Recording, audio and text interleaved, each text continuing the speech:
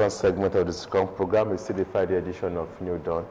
And this morning we want to talk about what has been happening recently in the area of sports, where Nigeria is still celebrating the best ever Commonwealth participation, judging by the number of medals it's won.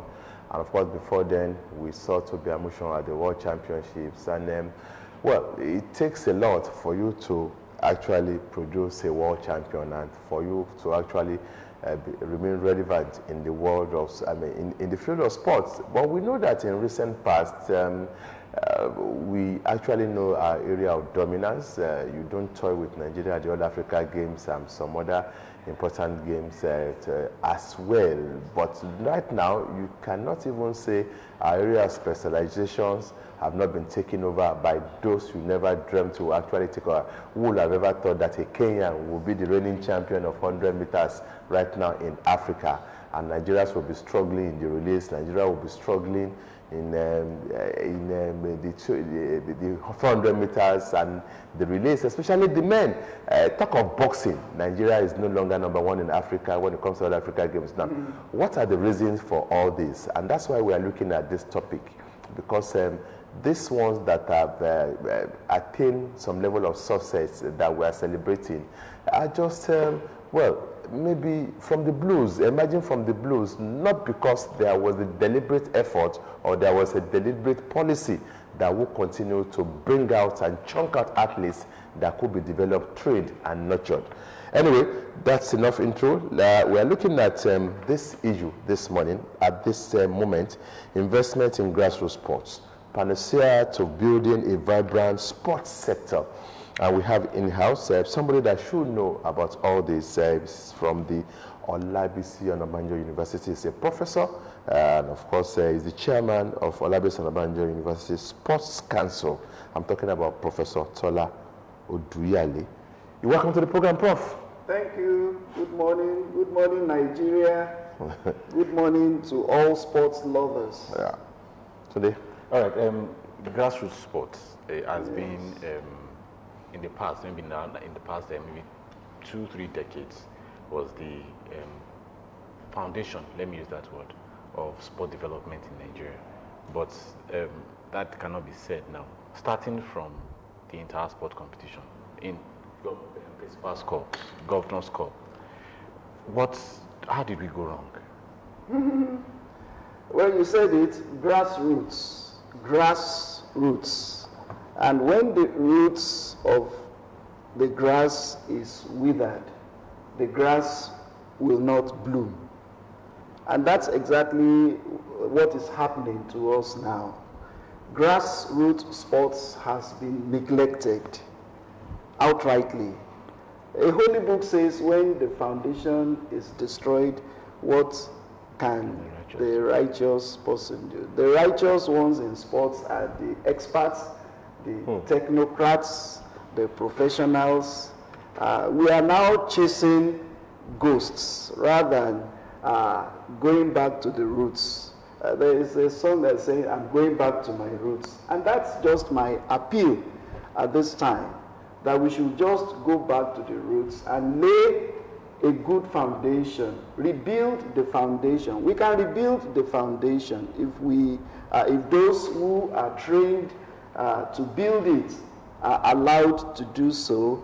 And of course, these persons are expected to show vested interest going back to the roots of sports.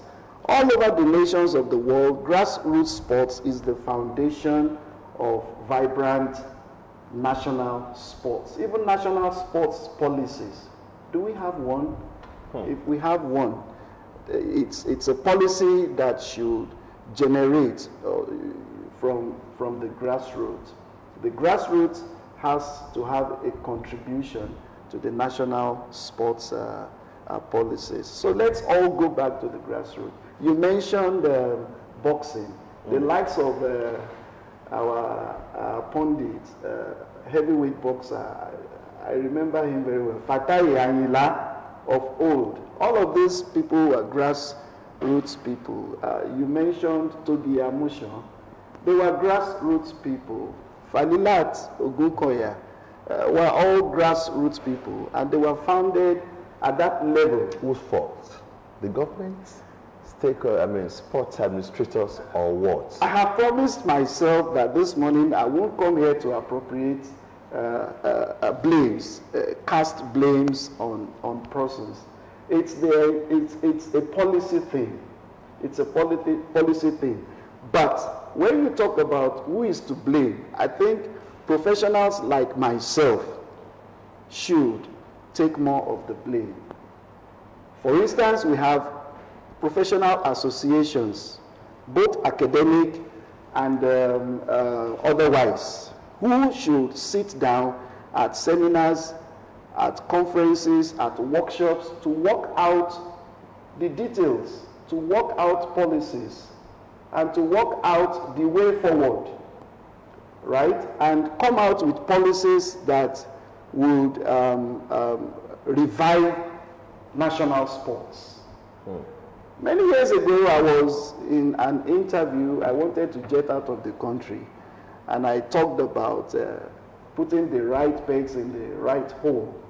That didn't sink very well with the people around me at that occasion. And for that reason, I suspected I wasn't popular for that position, or for what I actually went there to look for. Because what we have often at this time is that the experts have gone amiss in sports. The technocrats, the ones who were actually professionally trained, are hardly found, administering sports, especially at levels that are very, very vital, policy and decision making. Is it that we don't know the importance of sports? That's why we are not treating it with the kind of importance, the kind of significance that it should be treated. Because somebody said, and I think I will agree with him, I don't know if you will, that the reason why there is increase in crime rates is because too much energy of the youth is not being dissipated in sports. I have always said it. I wrote a paper many years ago. I think it was the Ministry of Education who asked that persons, selected ones, should do a paper on youth restiveness, how to arrest youth restiveness. And I looked at it from the point of recreation and sports. If there are enough recreation and sports facilities at the local government level, which is indeed grassroots. Local government sports is grassroots sports. Okay. But you see what we have today, do the local governments even exist? Do we have the sports officers of local governments again? And all these things, and in that paper, I counseled that at the local government level, there should be more than enough sporting facilities, infrastructures, recreational facilities to arrest the mind of the youths, make sports attractive to the youths, rather than go on the road speeding. Or I experienced a very bad one this morning. A youth, or as early as it is this morning, was already misbehaving with a Toyota Camry on the road. Where rather should that youth be? Should be on the sports arena. We talk about catharsis in my professional area. That's bottled up energy of the youths. They are looking for a way to expend that energy. Sports is the most appropriate avenue. Bring them. Or you have cultism, rivalry between gangsterism. Oh, you two are rivalry groups. Bring them into a kind of a boxing ring. 5 aside. Begin to box each other here. Then prove who really is, is the strongest. This is what we were trained to do. Okay? But are we doing it? That's why I said I won't lay the blame at any person's feet. Rather, I think what is important is to make resources available so that those who are experts can actually come in and find something to work with. These fund and donations and supports and all whatnot. Let's look at discovering talent, and let's look at probably where you can easily, the ones you have mentioned were discovered in schools, no doubt, because sports was vibrant. Maybe what is the situation now? Don't even go near their entire sport. Entire sport has turned to something else. Now, beyond the annual ritual of entire sports, I know that when we were in school, I mean, there were sports-infused programs into other academic programs. We don't wait till entire sport before we rush people to field to actually look at those that will run. They are jogging now, they call it running, and begin to do entire sports. Now, beyond that, even at the higher institution level, thank God you are the chairman of Olabisi Onabanjo Sports Council. How much of sports seriousness are in our higher institutions? Well, for those of us who are experts at sports programming, we have sports programs that we call intramurals. These are inter-hall, inter-faculties, inter-department sports. I can assure you that in my university, we do this to the best of our ability based on available resources, facilities, and from your position, sir, yes. From your position, yes. Can you say this of all other universities too, or majority of them? What I'm saying this morning is that other universities should take a cue. Wow. I've been part of... Which means it's not happening in most universities. You see, academics has overwhelmed and overshadowed sports. I'm telling you, a vibrant national sports policy can turn the table around for a nation. Look at it. You mentioned World Athletics Championship and Birmingham Commonwealth Games. And of course, you know what Nigerians have been hungering about in the past few months. But within the 2-3 weeks of those sporting competitions, the image of Nigeria turned around and was at least positive. Yeah, very, very positive within that period. And that was sports. It's not about tribalism. It wasn't about religion or racism or quota system or whatever. That's sports. Sports, it's a neutralizer. Sports neutralizes politics. It wasn't even gender-based. It's beyond politicking. Yes. So these are issues experts and professionals should go back and do the needful. The way, and of course there is also interscholastics. And that's where I will give kudos to the Sports Council here, Ogun State Sports Council, and the ministry. I think it's sports. Ministry of Sports, yeah. Aha, you know, there's this GATIG competition. That's an example of interscholastic. I don't know how well, but of course we've been part of that competition for many years. But it could be better. Yes. If the government and the ministry... At least for making efforts, you are giving them kudos. Oh, it's out of frustration that a couple of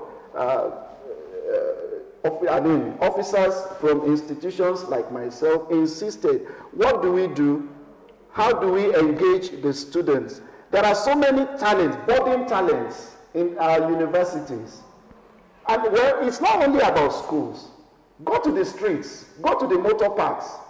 I'm not sure Fatai Ayinla, whom I mentioned. Fatai Ayinla, if you knew who Fatai Ayinla was many years back, I think he's probably an Ibadan man. Right? There are so many pugilists at the garage. And you can only get them from the streets. When they fight, you can discover wrestlers.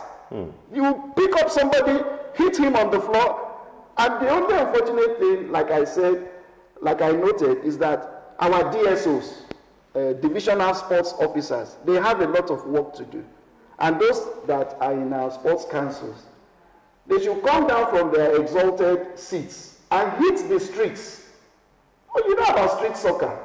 From street soccer, many people, professionals graduated from futsal, or what do you call it? Yeah, sure. It's street soccer. If you go to Lagos, the former governor of Lagos, Raji Fashola, enjoyed playing street soccer. And I heard that a particular section of the island was carved out for that purpose during his tenure. So it's not about institutions alone. There are nooks and crannies. So sports officers, experts, should come down from their exalted seats, hit the streets, hit the nooks and crannies, hit the grassroots, local government, go to primary schools. Let me just mention, I'm also the chairman of Ogun Gymnastics. I think on the 24th of this month, an inauguration will be done. And I think they are thinking of returning me. I work hand in hand with my coach, Coach Bosse. Coach Bosse, I can't remember the Olatunde or something like that. I encourage her, go to the corners, go to the villages. There are children who are just doing acrobatics. They play, they tumble, and these are potential gymnasts. And gymnastics is catch them young. So the appeal, my strong appeal this morning is that our sporting professionals whom we trained so many of the ones at the Sports Council from my department. Let them do what we taught them. You have to be able to improvise in the face of depth of facilities, equipment. No. Don't tell me you cannot develop sports. I have done it severally. Up north, I was there. Within 24 hours, we needed to play lawn tennis. I drew out a lawn tennis court. To the surprise, it was Federal College of Education, Kontagora, Youth Copper. He said, "Sir, you have built a tennis court for us." Oh, I was trained to improvise. Then innovation. Don't just sit down and tell me you don't know what to do and the government has not been able to do this. Go to the welder, or what do you call it? Those who repair cars, the welders. Get this white potash thing. In the corner of the village, discover talents. Just like the missionary will go to, we are sports missionaries. Prof, a simple definition of who a coach is if I'm not wrong, a coach is somebody who works in harmony with his athletes. Definitely. Yeah. With the constraints, you just mentioned it, we will continue to improvise, no facilities, no enabling environment. Can a coach work in harmony? Can somebody work in harmony with his athletes and can be truly referred to as a coach? It is possible. We talk of adoption in sports. I don't want to mention names, although there could be wrong adoption. You understand? A coach should adopt his or her athletes. As I know of coaches who went out of their way to even build camps, rent accommodations for athletes, for proper monitoring, even in the area of morals. Okay? In coaching and sports training, we talk about legal liability. Because if anything happens to your athlete as a coach, you are liable. There are issues of misfeasance, malfeasance, and non-feasance. A coach should know his onions. And like I said, the coach necessarily must be like in loco parentis to his or her athletes. You adopt them, you take the position of a parent and a developer, a person who will monitor the growth and the development of the athletes in all entirety. Believe you me, all of this training, professors, lecturers, colleagues like myself have given to those whom you find as coaches all over the places, either with a diploma or advanced certificate or whatever.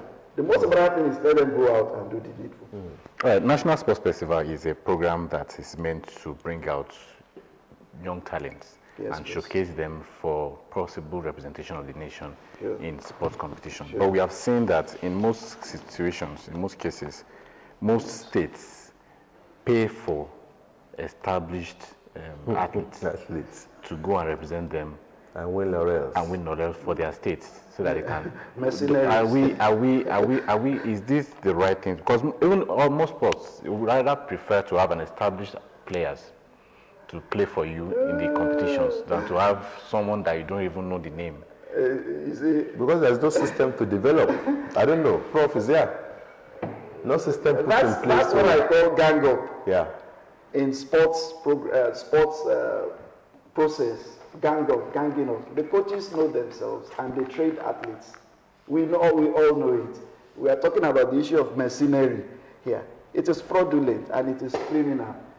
If the right policy is in place as to the number of years, weeks, or months an athlete ought to have been domiciled in a particular state or local government area, depending on the level of sport, it could be local government sports, then there is no how an athlete will cross carpet and they will be allowed at the point of accreditation to